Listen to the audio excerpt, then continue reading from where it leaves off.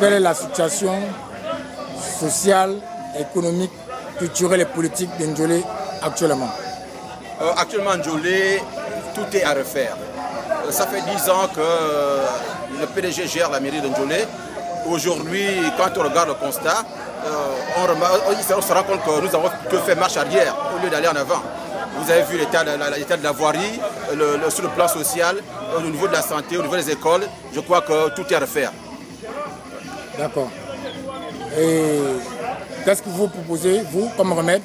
Nous venons avec un projet de société qui tient compte de tous les problèmes qu'il y a en Ndjolé. Vous savez qu'en Ndjolé, nous avons 9 quartiers et chaque quartier a des problèmes très spécifiques. Je vous prendrai par exemple la bretelle qui va vers le nord, où le taxi coûte 500 francs, quel que soit le trajet, du marché jusqu'à la gare. Vous croyez que à partir de là, déjà, c'est assez sérieux. Le transport urbain est un problème grave à Ndjolé. Au niveau du marché également, tout est à refaire. Vous voyez, quand vous êtes passé à Ndjolé, le marché de Ndjolé ne reflète rien. Ça plutôt un gros département. Quels sont les besoins urgents des Ndjolois? Les besoins urgents ici à Ndjolé, c'est d'abord mettre un transport urbain pour assurer le transport de la population, de manière conviviale, bien sûr.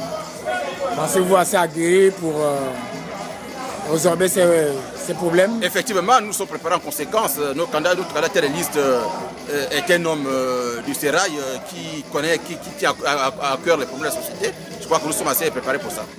Et vos adversaires, qu'est-ce qu'ils proposent? Nos deux adversaires ne proposent rien. Ils disent qu'ils viennent avec un projet de société qui est basé sur le concept, le projet du président de la République. Nous disons que nous ne sommes pas là à l'élection présidentielle.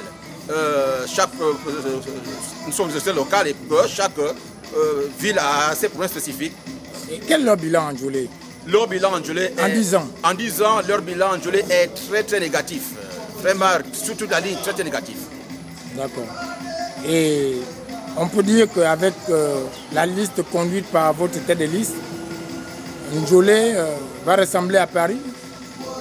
Pas à Paris, mais Ndjolé tendrait un peu vers l'émergence, il faut emprunter le mot à nos adversaires. Ndjolé va tendre un peu vers le haut.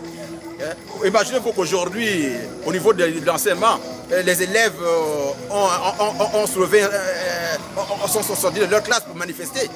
Mais en Ndjolé, c'est le même constat. Nous avons au lycée François Maillet où il n'y a pas de l'eau, il n'y a pas de toilettes. Les élèves et les profs vont se soulager à la baie d'étoiles. Et c'est un constat grave. Donc nous allons quand même apporter un plus par rapport à tous ces problèmes-là. Et que va apporter l'appui du président Mimboto, président de l'Union nationale, à votre candidature? Vraiment, l'appui de M. Mimboto est une plus-value dans notre campagne.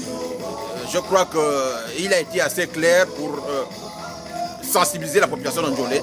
Je crois qu'aujourd'hui, la solution de Ndjolé passe par la liste de M. Nekan, la liste soutenue par M. Mimboto, pour un projet assez soutenu. M. Gasson, nous vous remercions. C'est moi qui vous remercie.